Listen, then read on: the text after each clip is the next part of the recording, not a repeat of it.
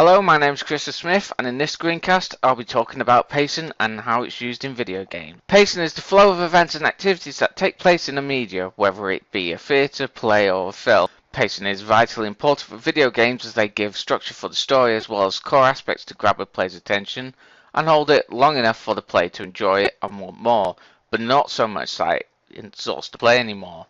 A prime example of this is a Star Wars film, New Hope, where a graph was designed showing the perfect foot layout out with the necessary dips and rises to ensure that the player enjoys the game to the maximum. A reference from extra credits on the Eclipse store and YouTube reads, "Entertainment is like candy. If you have sweets every now and then, it tastes awesome. If you have it all the time, it becomes bland and you need to look for more potent sugary treats." This references the need to have dips in the game experience, such as graph displayed about Star Wars. If you keep heading straight up, players will get bored with all the action taking place rather than enjoying it because of the constant fury the players receiving off it.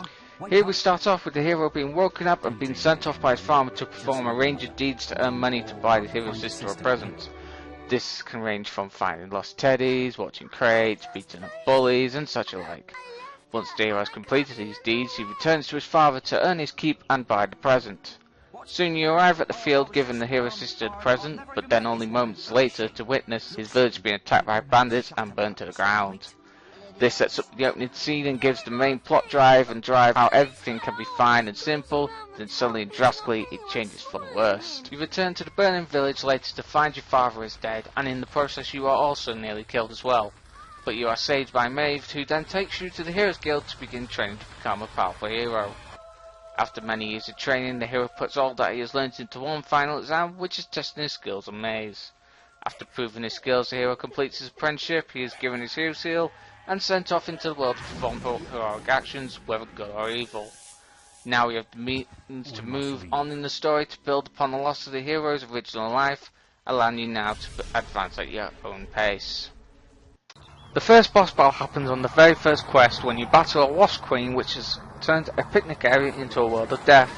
Once you have defeated the Wasp Queen and its offspring, you are met with a cheering crowd of onlookers and those that you have saved.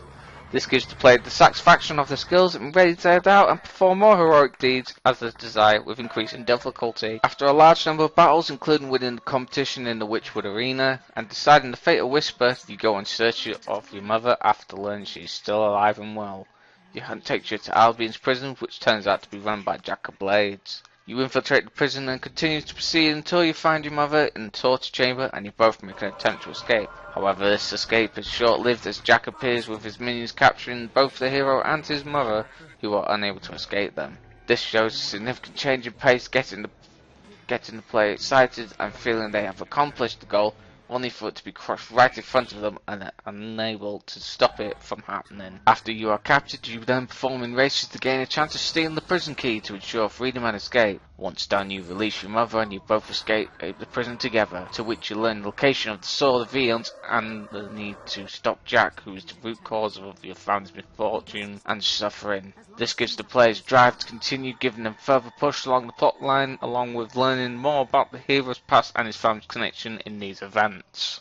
Finally, after failing to stop Jack from acquiring the sword, we finally reach the end and the climax of the game. Battle with Jack of Blades. Here you battle Jack after he kills the hero's mother to awaken a portion of the sword's true power. He then battles you with the sword along with some of his minions. Once you have defeated Jack of Blades, a vortex is created in place of his corpse. Festy then springs upon you the prophecy she told you back in Twin Blades camp so long ago. The decision between light or dark. Destroy the most powerful sword, sparing your sister's life by throwing it into the vortex, or killing your sister with the sword to unlock its true devastating power to claim as your own. This becomes the ultimate decision at the end of the game, resulting in a cutscene informing you what happened afterwards to the hero and Albion, based upon the decision you made at the end. In conclusion, I thoroughly believe that pacing in a video game is incredibly important as it forms the basis at driving the game's story plot, as well as engaging the player to keep them excited and immersed in not only the story but other aspects of the game itself. Games such as Fable, which introduce bosses early in the game, sets the tone to say that players can expect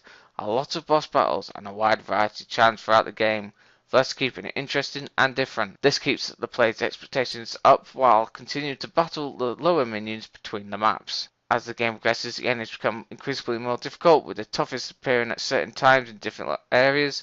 This means that patience is used to keep a more equal playing field throughout the game world instead of letting it stick to weak mobs all the time. Pacing used in quests is important for Fable, as the boss battles introduce more larger and tougher enemies to face, is to keep it interesting and exotic for the players. For these reasons, I believe that pacing has made this enjoyable today as when it first came out. This showing the importance and reward of creating a well-paced game.